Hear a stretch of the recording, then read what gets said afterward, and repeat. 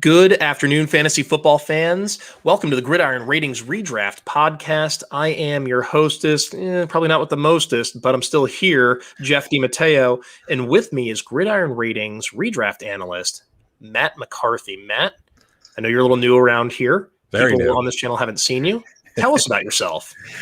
So I am new to the team. I just got picked up in mid-June, if early June. Ready to get started here in July. We're about 2 or 3 weeks away from training camp starting. So I'm going to be redraft focused. We're talking about 2021. Are we going to talk about some dynasty stuff on here? Possibly, but that's not really been my bag. I like talking about what the average fantasy player is going to be playing. And that's redraft. You're going to have guys in their 12-team leagues in their offices. I'm trying to reach info for those kind of people. It's going to be deeper stuff for the people possibly in the fantasy community, other analysts, other content creators, of course. But I'm here to help the average guy. I like those sort of people. Those are my audience. Those are the people I want to actually dig into. If it's a little bit of stuff you might have heard before, great.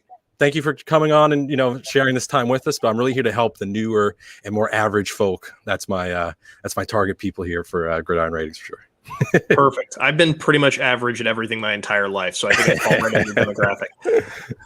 So today we're going to be focused really on 2021. We're going to talk about each of the primary position groups: quarterback, running back, wide receiver, tight end.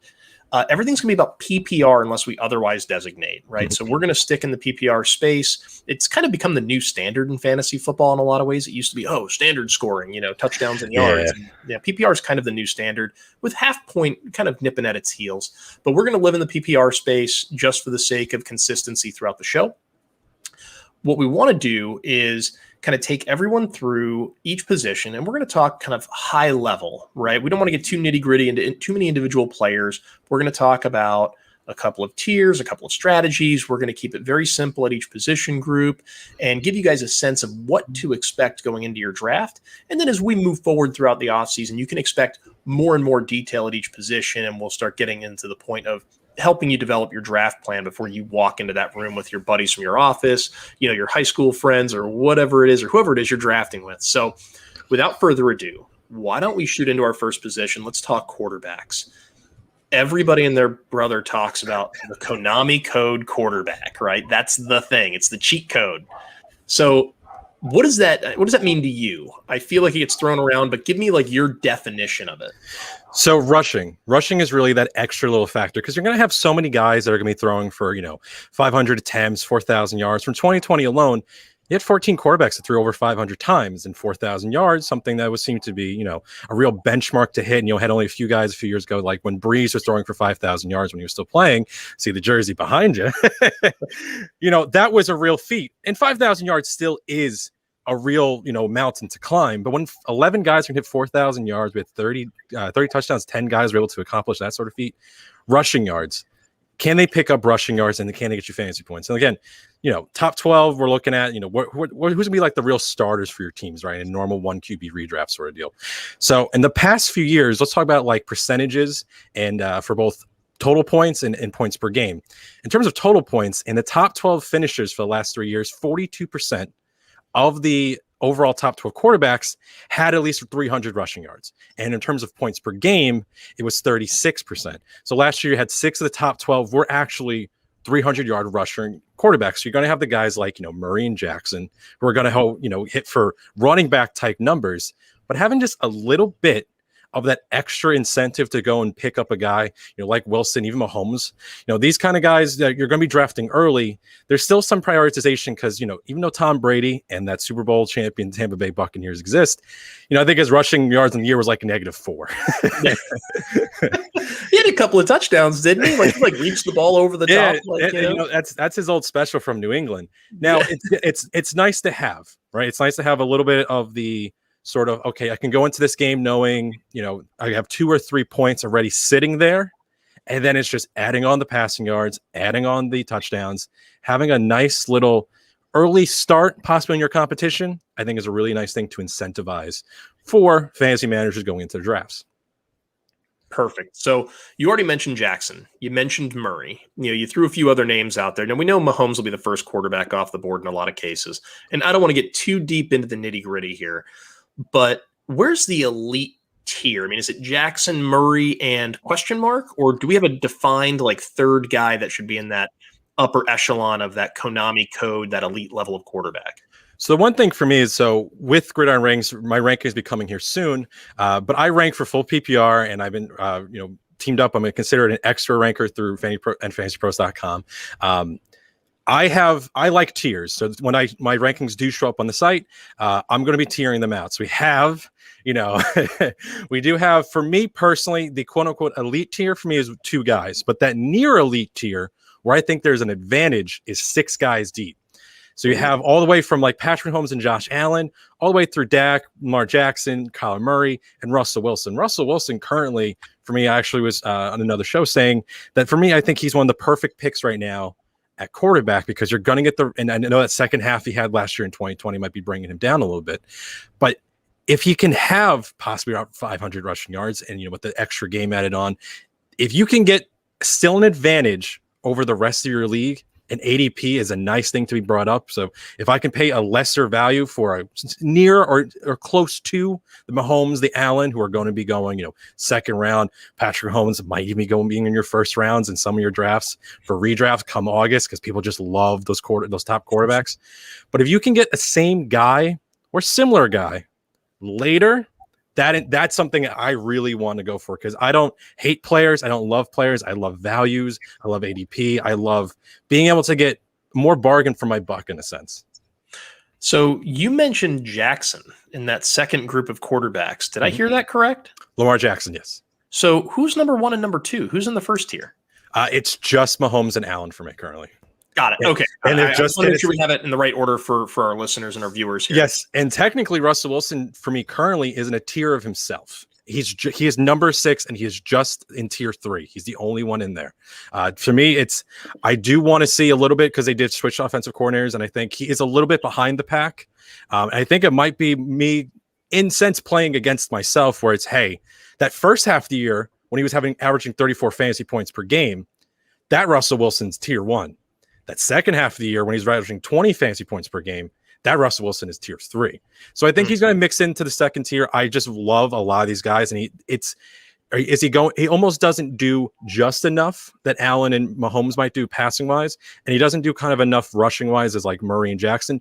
He's a nice tier of himself, and really tier 3 doesn't mean that he's any worse than those guys in terms of like, if you have Russell Wilson, you just, you just messed up on your draft. I think he's a perfect pick right now. It's just, I'm still going to tier guys out to where I think they're going to fall in your drafts. And I think the average points per game or the average benchmark they're going to hit, they have an easier time doing so. And that's really what I like to think about tiers. I like tiers quite a bit. Got it. Well, the only tiers I like are the ones shed by my opponents. And so, I guess the only spot I ever really disagree here would be, I've got Lamar Jackson as the number 1 quarterback, simply because he's going to run for 1,000 yards, probably just under it. I've got him at like 960 or something for the season. I don't see him putting up MVP level numbers like he did a couple of seasons ago. Last year was that post MVP drop off. We saw it with Mahomes. We've seen it with Jackson. We're probably going to see it with Josh Allen this year. It's hard to take those outlier seasons and replicate them, right? Yeah. That just doesn't exist. So my thought is Jackson's going to bounce back, be better than last year. Probably not as good as that MVP season. But when you think about the way that'll level out with all of his rushing yards and touchdowns and adding a few weapons, albeit underrated, Sammy Watkins and some of these guys, it's probably just enough to push him up. And if you can get him in round 5, round 6 right now, which he's being pushed down ADP boards, would you rather take Lamar Jackson in round 5 or 6 than, say, Patrick Mahomes in round 2? Oh, easily Jackson. Yeah, it's I currently say that I think Patrick Mahomes is the worst quarterback value on the board. If you're going to still be in a tier of guys who, receivers and running backs who could possibly get you around 300 fantasy points, and you really need that because there's such a low percentage of guys who are going to hit those real elite tier numbers on those positions, and there's such a value to have. And like every week, this is a dominant player. While quarterback, Mahomes is going to have like 2, 3, 4 points per game more than his competition, because you have to pay such a premium price on him. And Jackson, with currently, still offensive coordinator Greg Roman over there in Baltimore, what they did last year is something that I don't think people really consider. They were just keeping opponents under like 20 points per game, like real life points per game. It was like about 13 times in their entire season, 11 times or so. that really matters because they didn't have to ever really push, the pedal. They didn't need to do that. They ran the ball more than anyone else in the league. You had multiple rushers in that backfield who were actually looked like, competent, real. They can, dominate a backfield. If Gus Edwards was I'm a big fan of Mike Davis down there in Atlanta, but if Gus Edwards went down there and, he took over that backfield, I'd be all on Gus Edwards. I like that team a lot running wise. And I do think, picking up Bateman, Andrews is still quality there. I think we're even, we're just like a little bit kind of pessimistic on the overall, what's the passing volume and what's the passing upside for Jackson. But I think if they have tougher competition, currently in my stats, I have them as the second toughest overall win-loss sort of record for the year. So if they're facing overall tougher competition, that division itself seems very strong.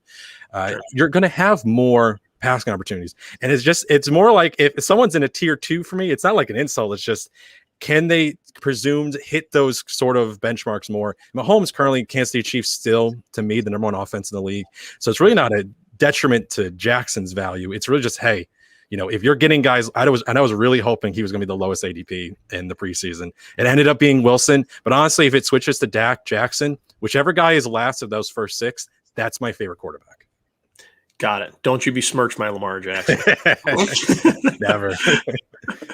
I'll tell you what, we'll leave quarterbacks alone until maybe next week or the week after, whenever we decide to go a little deeper there. Let's take a look at running back as a whole, though. Running backs are kind of the superstars of fantasy, right? Everyone wants them. They always go at the top of the draft. It feels more important than ever, right?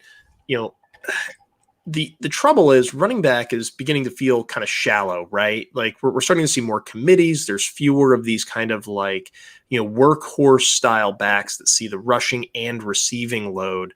So why don't you give us kind of your quick overview of the running back position? What are you seeing there right now, and what should we start getting prepped for? There's a few trends I'm seeing early. So you're going to see running backs go really heavily in the first 3 rounds. I think almost more so than ever. Currently, 19 running backs have ADP listings through fantasypros.com of the first 3 rounds, compared to 2 quarterbacks, 3 tight ends, and 12 wide receivers.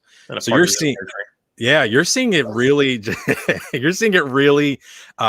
deep into that pool, because we're not talking about like RB2s. We're talking, getting close to those bottom of the barrel RB2s and into RB3 sort of territory in the first 3 rounds only. And I think it actually is going to talk some about another position a little bit later, which is I think running back is overshadowing wide receiver in terms of value right now. And I think it's 2 things. One, currently, number of running backs where I have either a small amount or no question is capped at about 9. And it really kind of ends for me around like Nick Chubb, who I can't even consider technically a featured running back with how often they use Kareem Hunt. And that's really sort of where it ends for me. And even Austin Eckler, Aaron Jones, because we don't know about Rodgers. Like there's all those guys who are still considered RB1s ranking and ADP wise, where I can't say I just overall love them. There's no problems. Everyone's not Christian McCaffrey. I think Christian McCaffrey, there's the least amount of problems. You should be your number 1 pick in most standard sort of, drafts. But as soon as you even hit Barkley, as soon as you even hit Cook, as soon as you even hit, Kamara with the changing offense with the quarterback, there's questions that happen almost immediately. And I can't say that I'm overly in love with the position and saying that 19 running backs are currently good values in the first 3 rounds. Because even though I was going through the backfields, right, and I was trying to determine how many featured running backs, featured saying they were going to get, over 60% of the snaps or get an over amount of the touches, whatever number or metric you want to say, that's the featured guy. There's no RBBC there. That's the guy I want to go out and get. For me, it caps out around 17. And some of these guys I'm still a little, hesitant about. I was like, let me dive into like Myles Gaskin. I was like, wow, Myles Gaskin actually playing around 40 snaps every single time he's active. Okay. I think I should actually think a little bit more about Myles Gaskin. It's kind of when you really get in there, and they add Malcolm Brown in the offseason, coming from the Rams to the Dolphins. But it's like, McCaffrey, sure. We know that about like Elliott, even though they do like Tony Pollard there. And I do a lot of fantasy managers like getting Pollard late. But, Najee Harris is a rookie, but currently has a lot of, motivation to be with this first round pick to be a feature running back in a rookie role. But man, there's just, if that's around half the league where you say that's a featured quote unquote running back, I understand why people want to go get, it's guys like Mike Davis. Mike Davis doesn't seem like a sexy pick, but him and Gaskin, these are technically to me currently featured running backs who are going towards the bottom part of that top 24, who I think we should really think more of, because even guys like Josh Jacobs sharing that backfield, Kenyon Drake now, DeAndre Swift is going to be the main guy in Detroit, but with the changing offense completely, how is it going to be in terms of points scored? There's questions on almost every single guy past around 8 or 9 players. So it's really a little difficult for me to be overly in love with running back right now. Got it. Okay. So that's a lot to digest, right? And then I'm going to make it worse for you. There's a 17th game. Yes. Like, what is that going to do? Last year, we saw a lot of running backs go down with injury, right? We saw McCaffrey go down. We saw Barkley go down. The year before, we saw Kamara go down.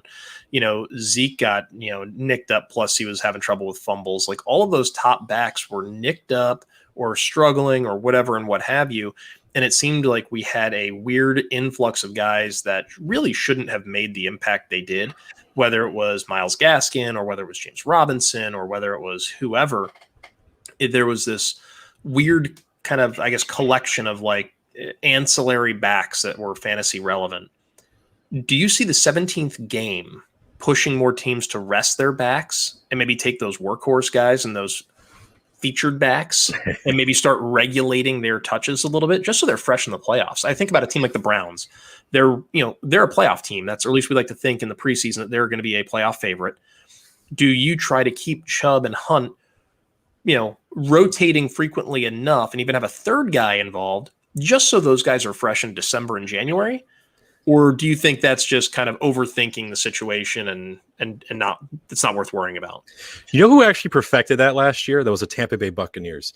You would have entire drives that it was just Leonard Fournette or it was just Ronald Jones in the same game. So like first quarter, first 2 offensive drives, maybe it's Ronald Jones. And then you don't see him until the third quarter. And it was annoying for fantasy managers, but you go and see that they go and win a Super Bowl, and maybe that sort of plays into it, at least in some of their offensive means for that measure.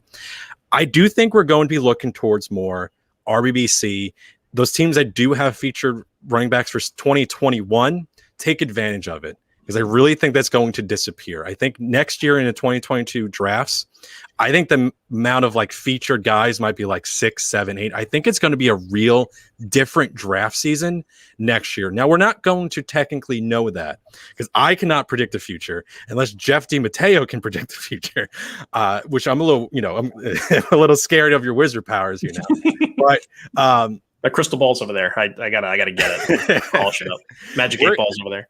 It's going to be difficult to really think, what do my players look like towards the end of the year? I was hoping for like a universal bye week or possibly 2 bye weeks, but then we're stretching the already long season that's going to be going into January even further. And it's difficult to really project completely what's going to happen because there's no guarantees in any of this, because I'm not actually going out there on any of these given Sundays and playing football. You're not? No, I am currently not. Unless why do we even listen to you? That's a good question.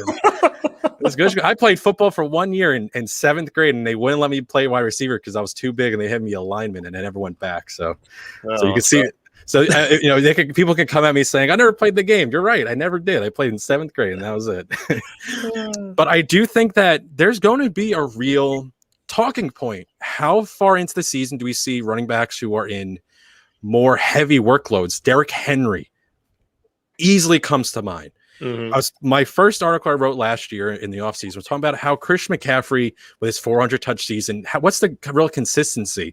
The only player I can see going in back-to-back years and putting up the same numbers and being a real, like, paid back for the value you paid was LaDainian Tomlinson, who is considered, the best fantasy running back of all time, if not the second best. Pretty close. It's really, I do worry about Henry. Now, he wasn't a kind of a split role for a few years with the Titans, but now he takes punishment. He's not Kamara, who will just lay down if he's going to take hits. He's not McCaffrey. He's going to be more receiving work and kind of run out of bounds. I do think it's going to be a real test for the real downhill runners, the guys that traditionally we've loved in the fantasy world. We want guys having 25 carries a game, punching a hole up the middle, run for 45 yards, carrying a safety on his back the whole way. I think there's going to be a little bit different sort of mentality that we might see the last sort of year Where in the draft season, I can tell you there's 17 feature running backs because that list might shrink to about 5. And I think next year, wide receiver that's currently being undervalued, I think is going to change pretty dramatically. And this is really, projecting too far into the future. So right now it's one thing, but something to really consider when you're taking, players, with such a heavy incentive to running back currently in those first 3 rounds. So then I guess that kind of leads to a follow-up question then, in a quick kind of almost like a yes or no type of scenario. Are you more inclined this year than previous years to handcuff your primary running back? 100%. 100%. I'm going to hit you with another one. All right. At what point do you not handcuff your running back? Is it like your running back 2, running back 3? Is it a guy that's already in a committee? When do you cut off that idea of, hey, I want to handcuff this guy and protect my investment? It's somewhat case-by-case specific. So a lot of those players towards the top end. So if we were talking about, like Ezekiel Elliott and Tony Pollard, that was a team that already was kind of destined to be a higher echelon sort of offensive-based system. They do like Pollard, so Pollard stands out. But Myles Gaskin, I guess his handcuff right now is currently Malcolm Brown. Hilaire with Le'Veon Bell gone, it's not exactly as enticing because I think Darrell Williams is now the running back handcuff because Damian Williams, I believe, is over in Chicago. Yep, sure. So it's a little bit different story where a lot of these guys for the top, we like how their talent is and what the situation really plays out for the totality of that offense. But once you start getting towards, Najee Harris is another example. Like we saw last year, was it a combination of poor offensive line play or poor running back play? I don't think I'm very invested in any of the Pittsburgh Steelers behind Harris. Harris right now is really just valuable because there's such a thought that he's going to be getting such a heavy workload in his rookie season. They paid the draft capital on him for a reason, all guns blazing sort of deal. Do I want to help him with like Benny Snell? Maybe you can. I don't like Snell, but you can. And I think you're going to be backloading running backs. I think getting a few early is good, but getting a lot late is better. I really like, if it's a 15-round draft, I think if, a kicker and DST has to go in those, if you're still playing with those. So I think, rounds 10 through 13, I think I want to all be running backs. I want to get receivers that I know are going to have a good floor week to week. Guys like Russell Gage, Michael Pittman, those are probably like my last wide receivers sort of, and those are like in my 30s and 40s currently for my rankings. But, Darrell Henderson over in LA, I think is a perfect example. I know everyone loves Henderson right now. They're a little shaky on how much Akers is really going to be taking the workload from him and actually being a true RB1. And that's a big question mark, I think, currently in that RB1 tier. But I love getting just a whole bunch of guys and throwing them at the wall because if any of those guys stick, those are possibly league winners for you. And a lot of these players we don't even know yet over in Atlanta because there's really no one behind Mike Davis. Javian Hawkins, currently the undrafted rookie running back. He's a guy just because we've seen other guys in this backfield, Quadri Olson, we're going to have whatever Cordell Patterson is possibly because he's not a real running back and he's almost not even a real receiver. He's just a guy who's big and runs really fast. That's all you need sometimes. Just a big guy that runs real fast. Just give him the ball. I wouldn't want him 150 carries though, because I think he just breaks. You don't want him that big. You want it, little. You like Doug Martin. I think is the most perfect built running back that's ever existed. Whether or not he actually was able to be successful with that, but that body type, he's just compact. He's muscular. He's going to take a hit. And he's going to bounce off, or he's just going to go down easy. The muscle hamster. Yeah. We all love Doug Martin. And the Duggernaut. I think that was the second. The Duggernaut. Yeah. Yes, that's a great one. So with that, the running back group, we are going to handcuff a little bit more. You've always heard in the past, hey, don't worry about handcuffing these guys, this, that, and whatever. If you are going after Najee Harris and you want to handcuff with Benny Snell, I'm going to say it's not a bad idea. And the reason why is that the rookie wall is a real thing. And we added an extra game to the NFL season. This guy hits a rookie wall in week 13, right in time for your playoffs, and he suddenly hits the bench or hits the skids and you need another back. It may not be a bad idea to have either a disconnected handcuff, someone else's cuff, like a Tony Pollard already on your roster, or even having Snell in the event that Harris gets nicked up. He twists an ankle or something and he's out for 2 weeks. You can't be in the first 2 rounds of your playoffs and suddenly lose your RB1 and expect to be advancing very far. So with that, let's go ahead and shoot over to wide receiver. Wide receivers are always sexy. They're getting a lot of hype this year, a lot of wide receiver conversation, mainly because of the Julio Jones trade. And people don't know what to think of Julio and A.J. Brown together in an offense that has the lowest percentage of pass plays run over the last 3 years in the entire NFL. And now they have arguably the best tandem wide receivers that we've seen in at least, a decade and a half. I'd say this is the best pairing since Isaac Bruce and Torrey Holt myself. But old, and I remember that very vividly. Feels like yesterday for me, and I got to go yell at somebody to get off my lawn now.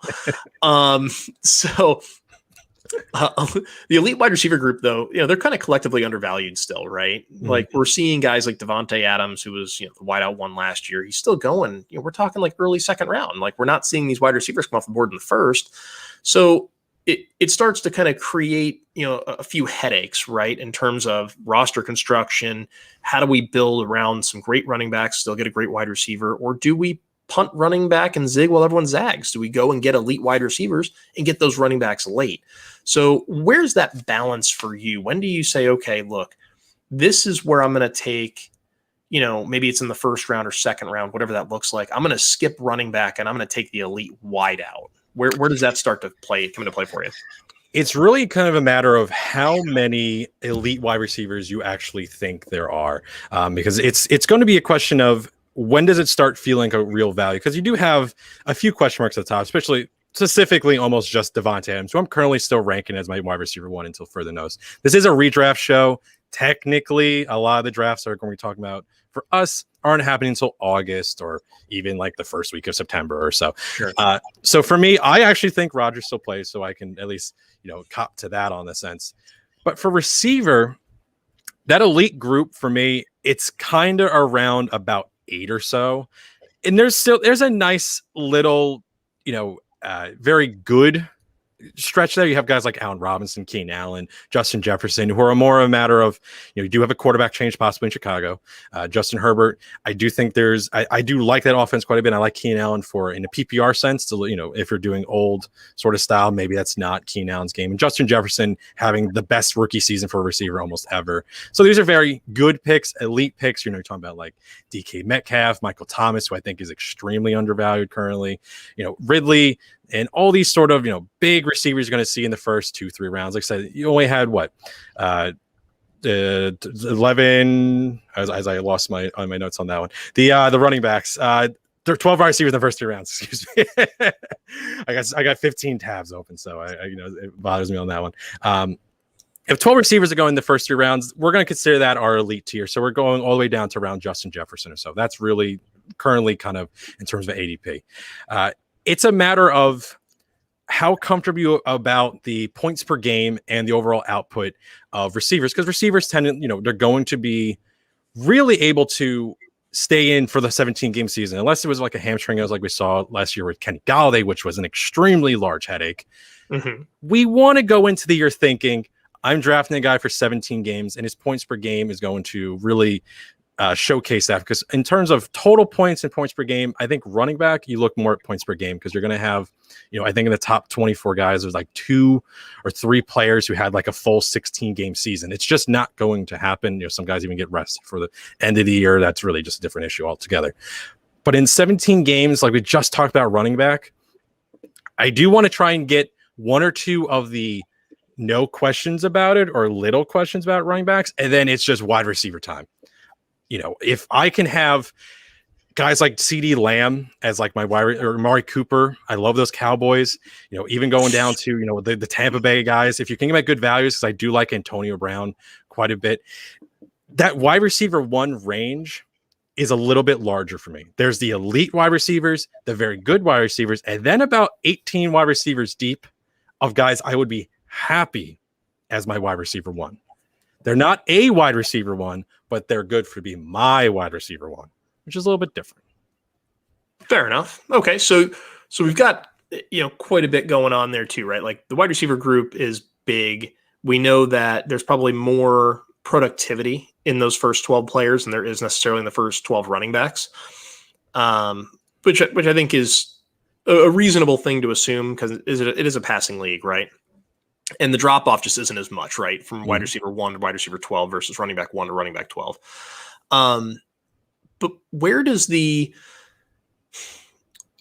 I guess I'm trying to figure out where the cutoffs are for our listeners and our viewers. So when you think about, if I'm cutting off at Nick Chubb and he's, say, the running back, I don't know, 6 right now? Mm-hmm.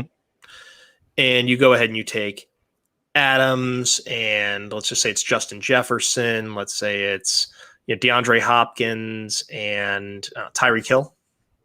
Maybe those 4 guys. Is that where you get back into the running back 7 is maybe more valuable than, say, the wide receiver 4 or 5?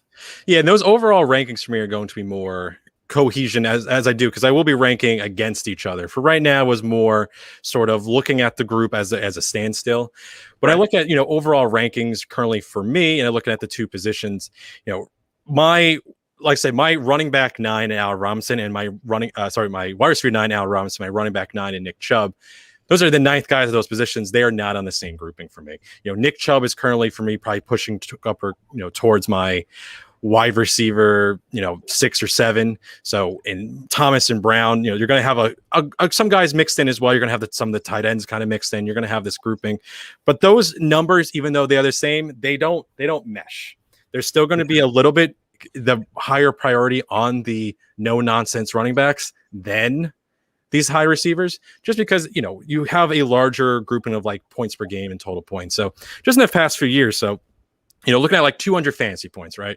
Which doesn't seem like a lot, right? But 200 fantasy points for running backs was only accomplished by 13 running backs last year. Right. We had 27 of that in at wide receiver. So we're looking at like a total, points per game. So even like your wide receiver 24 was averaging around like 14.6 fantasy points per game. That's a real, incentive to go out and get these guys, because your running back 24 was only 13.2. There's higher end upside. So you guys like McCaffrey and those top end guys, who can average in 2020 between like 25 and 17 fantasy points in the first six. First 6 for receivers is about 25 to 17. So you're looking in around the same measure, but then it drops down a little bit to that the wide receiver 12 and all that, just because it's a little bit different grouping, because you have to start certain priorities. If it's a full flex league, which seems like complete chaos, where you can start just 12 receivers. Yeah. If you can start 6 combination of like running backs and receivers, you probably only have 1 or 2 running backs, and probably the rest would be receivers, just because there's more safety in it, unless you have the really top end guys. It's just a problem right now in terms of what's the evaluation of those running backs, receivers. I think this whole group in this whole position is just being pushed down a little too far. You're talking about guys like Thomas, who I think is just being undervalued currently, because there's no quarterback situation in terms of who is the actual starting quarterback for the New Orleans Saints, but he's a perfect guy to look at. It's like, why is he a guy who just set a receptions record 2 seasons ago, being taken behind, some of these other running backs who are currently, look at the overall that just updated. So Thomas is currently going as the 28th overall player. So that's right, sandwiched between Clyde Edwards-Helaire and DeAndre Swift. And I can be Michael Thomas right there. Yeah, and I like Swift, and I like Helaire. I don't dislike those players, but Michael Thomas is still a top 5 to 7 wide receiver potentially, even with the questionable quarterback role.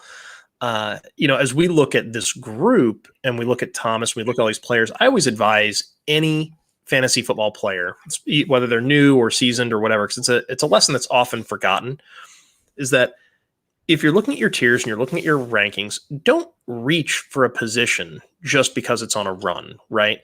So many players, and this happened last year frequently, at the end of the first round, people were reaching for guys like Kenyon Drake, and they're taking Kenyon Drake just to get their running back 1. Well, Kenyon Drake's not a running back 1. He was being drafted there. It doesn't mean he is that. And so I was trying to get people out of Kenyon Drake and get them into a wide receiver. Yep. So it then turned into, well, let me get an elite wideout instead of a 3rd or 4th tier or 2nd-rate running back, right? Help your lineup, create a positional advantage. So that's what you need to evaluate as you go through your draft and you say, all right, does this player give me a positional advantage over at least half of my league on any given week? That's the question you need to ask yourself on almost every draft pick. And so when you start talking about, well, do I take, Nick Chubb or Devontae Adams? That's tough, right? Adams gives you a positional advantage at wide receiver. Chubb doesn't necessarily give you the advantage every week at running back. Yeah, it's tough. And, Chubb is currently, in that first 9 or 10 picks, and it's going to be a real question mark for between the two sort of positions. Adams, I really think it's just a matter of is Rodgers playing?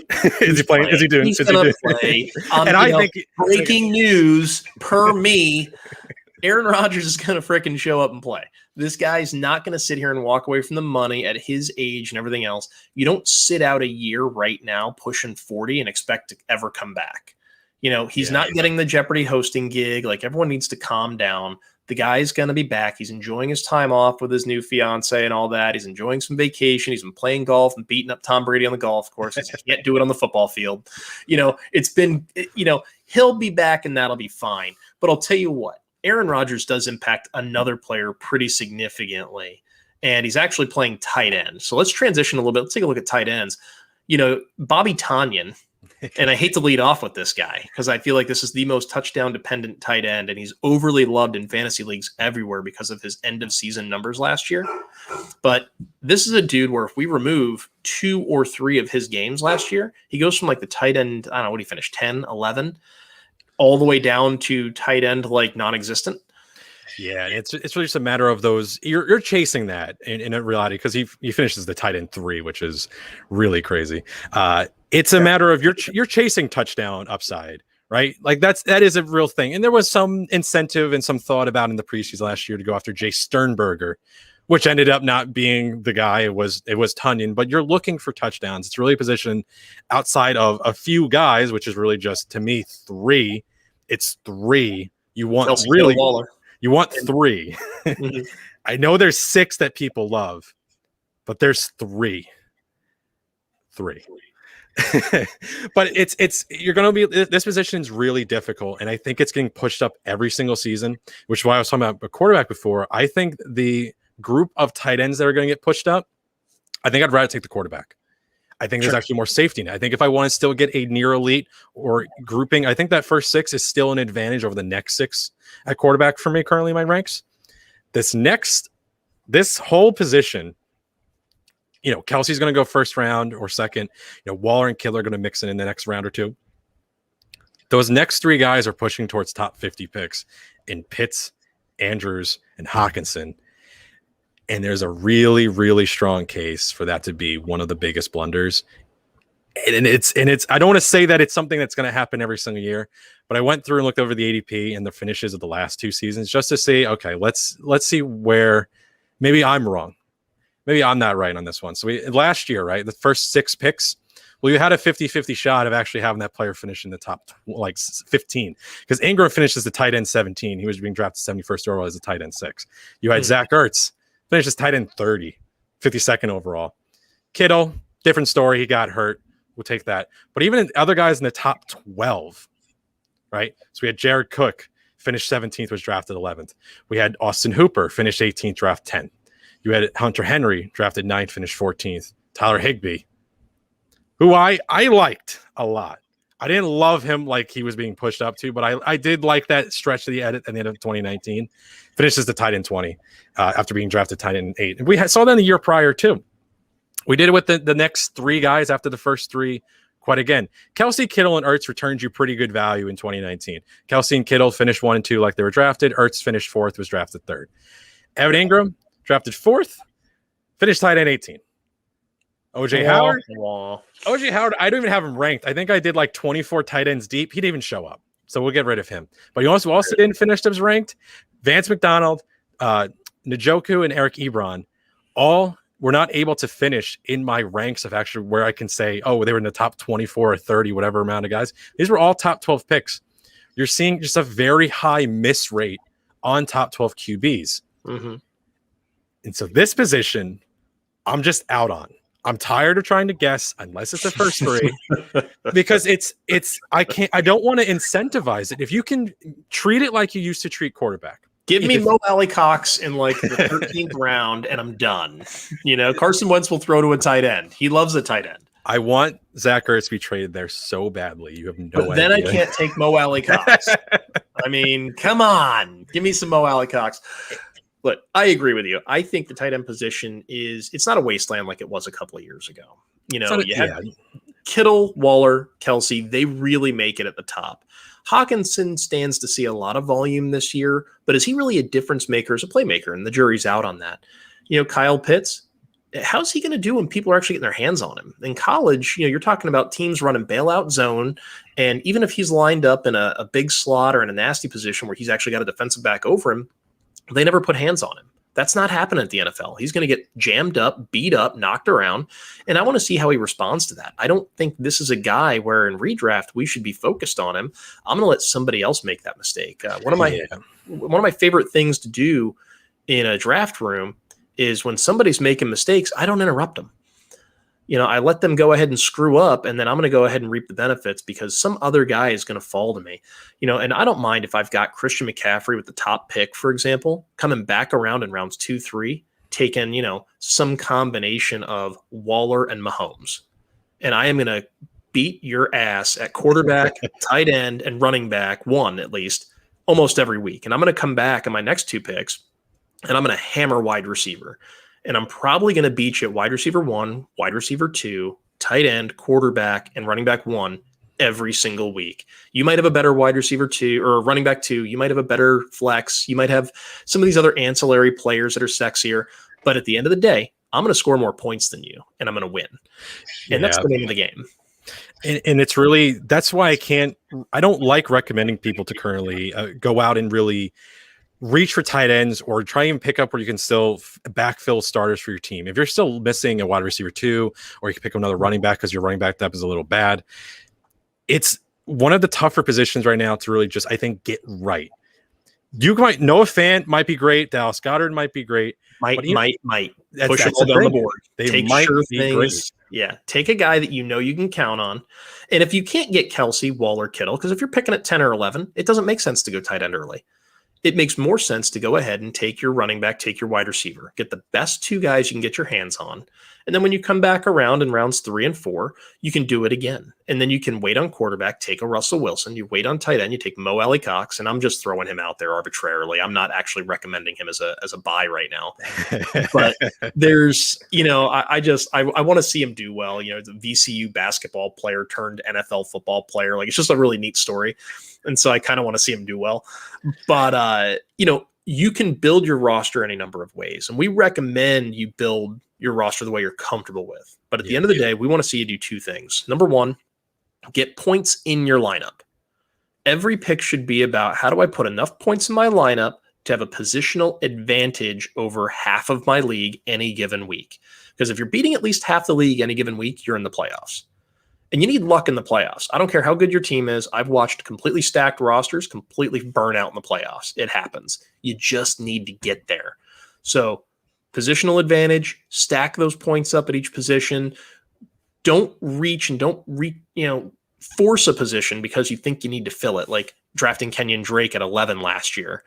And then you end up in your next pick, you're drafting some other guy to make up for that mistake. And now you've screwed up 2 positions, and now you're finishing in third from the bottom. You're fighting for the toilet bowl instead of fighting for the championship. So let your opponents make mistakes when the time is there, when they're making them. Don't interrupt them. It's fine. Let them screw up. No big deal. You go ahead, draft for value, put points in your lineup.